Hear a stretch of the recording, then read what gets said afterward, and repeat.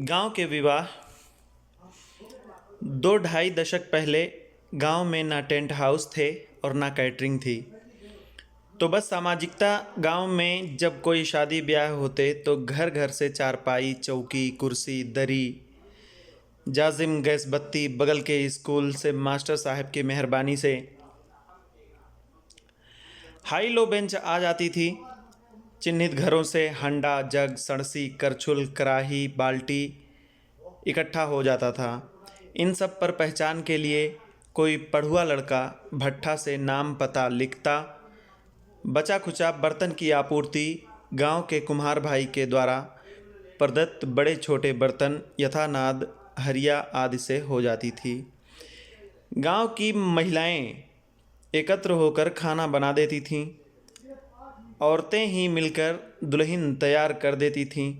हर रस्म का गीत गारी वगैरह भी खुद ही गा लिया करती थीं। गांव के सभी मानिंद लोग, मुछ उठान जवान तथा लड़के पूरे दिन काम करने के लिए इकट्ठे रहते थे।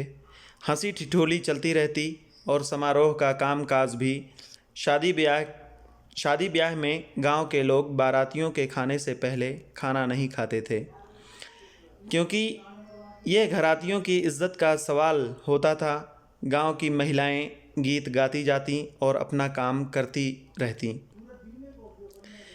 सच कहूँ तो उस समय गांव में सामाजिकता के साथ समरसता भी होती थी। खाना परोसने के लिए गांव के नवही का गैंग समय पर इज्जत संभाल लेते थे। कोई बड़े घर की शादी होती तो बहुत हुआ तो लाउड स्पीकर बजा देते थे। मैं दूल्हे राजा भी उस दिन खुद को किसी युवराज से कम ना समझते। दूल्हे के आसपास नाऊ हमेशा रहता, समय समय पर बाल झाड़ते रहता था और समय समय पर काजल पाउडर भी पोत देता था ताकि दूल्हा सुंदर लगे। फिर द्वाराचार होता, फिर शुरू होती पंडित जी लोगों की महाभारत जो रात भर चलती। फिर कोहबर होता। ये वो रस्म है जिसमें दूल्हा दुल्हन को अकेले में 2 मिनट बात करने के लिए दिया जाता था। लेकिन इतने कम समय में कोई क्या खाक बात कर पाता। यही वो रस्म है जिसमें दूल्हे राजा जेम्स बॉन्ड बन जाते कि ना हम नहीं खाएंगे।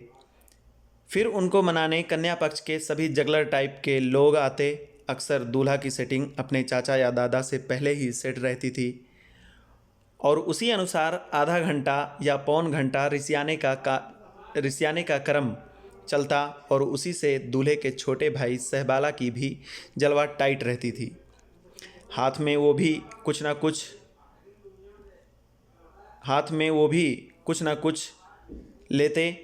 उसके बाद दूल्हे का साक्षात्कार वधू पक्ष की महिलाओं से करवाया जाता और उस दौरान उसे विभिन्न उपहार प्राप्त होते जो नगद और श्रृंगार की वस्तुओं के रूप में होते। इस प्रक्रिया में कुछ अनुभवी महिलाओं द्वारा काजल और पाउडर लगे दूल्हे का कौशल परीक्षण भी किया जाता था और उसकी समीक्षा परिचर्चा विवाह बाद भी होती थी। इसे दूल्हा दिखाई अपटौनी कहा जाता था। सवेरे सवेरे भतखई होता। इसमें बाराती को कौर उठाने के लिए, कौर यानी लुकमा, रूसा फूली, मान मनोवल होता। इस दरमियान औरत द्वारा चुनिंदा गारी गाई जाती जिसको दोहराया नहीं जा सकता। फिर गिने चुने बुजुर्गों द्वारा माड़ो विवाह के कर्मकांड हेतु निर्मित अस्थायी छप्पर हिलाने की प्रक्रिया होती। समधी जी अड़ जाते कि बिना जोड़ा बैल या लगहर लिए माड़ों का बंधन नहीं खोलेंगे। गांव मुखिया के द्वारा भविष्य में आपूर्ति के आश्वासन के बाद मान भी जाते। एक एक बाराती का एक एक घराती से परिचय होता। सभी एक दूसरे के गले मिलते। एक विजयी मुस्कान के साथ वर और वधू पक्ष इसका आनंद लेते। वहाँ हम लोगों के बचपन का सबसे महत्वपूर्ण आनंद उसमें लगे लकड़ी के शुग्गों यानी तोता को उखाड़ कर प्राप्त होता था और विदाई के समय प्राप्त नगद नारायण कड़ा कड़ा 10-20 रुपए की नोट जो कहीं 50 रुपए तक होती थी, वो स्वर्गिक अनुभूति होती कि कह नहीं सकते। हालांकि विवाह में प्राप्त नगद नारायण को माताजी द्वारा 2-5 रुपए से बदल लिया जाता था। आज की पीढ़ी उस वास्तविक आनंद से वंचित हो चुकी है जो आनंद विवाह का हम लोगों ने प्राप्त किया है। बदलते जा रहे हैं, परंपरा भी बदलते चली जा रही है, लेकिन जो मज़ा उस समय में था वह अब धीरे धीरे विलुप्त हो जा रही है। उम्मीद करता हूँ आप लोगों को ये कहानी पसंद आई होगी। अगर पसंद आए तो प्लीज़ लाइक करें, चैनल को सब्सक्राइब करें, ज़्यादा से ज़्यादा सपोर्ट करें गाइस प्लीज़।